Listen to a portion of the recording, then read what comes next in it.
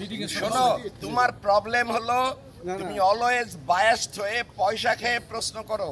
This is very bad.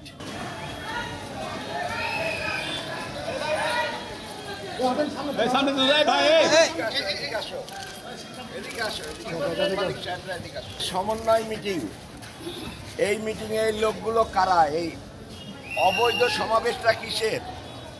আমি YONO সাহেবের কাছে প্রশ্ন করলাম, তাকে আমি 2 বার রিং করেছি যে এই সমাবেশ হটাও, এটা আমাকে হত্যার উদ্দেশ্যে এই সমাবেশ করা হয়েছে এবং এতে ইউনো সাহেব involve in I don't know, but তাকে আমি 2 বার রিকোয়েস্ট করেছি এগুলোকে হটানোর জন্য।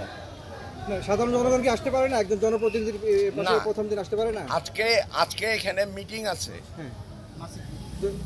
যদি হয় মিটিং এ তো আর উপজেলার ভিতরে ঢুকতেছে না, তার সাধারণ জনগণ তো একজন জনপ্রতিনিধির সাথে আসতেই পারে। জনপ্রতিনিধির সাথে আসতে পারে না, মিটিং এর দিনে পারে না।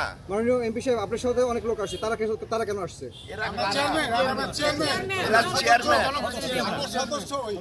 শোনো, তোমার প্রবলেম হলো তুমি অলওয়েজ বায়াসড হয়ে পয়সা খেয়ে প্রশ্ন করো। This is very bad. কি কথা বলছেন? পয়সা খেয়ে মানে পয়সা খেয়ে মানে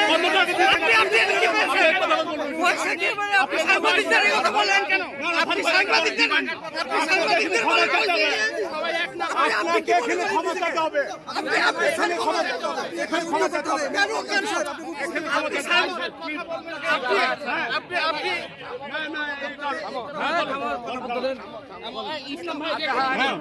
আমি তোমাকে বলি না যে আমার সাংবাদিক ভাই বলেছেন, আমাদের সভাপতিকে বলেছেন, সভাপতিকে বলেছেন, উনাকে বলেছেন, ফারুক ভাই একটু সরি বলে যেতে হবে। ফারুক ভাই, আপনাকে সরি বলতে হবে।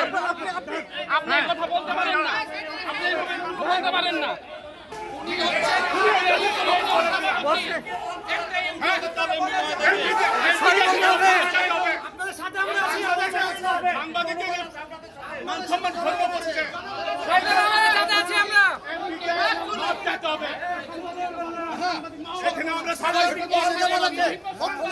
আমরা বিভিন্ন পত্রিকার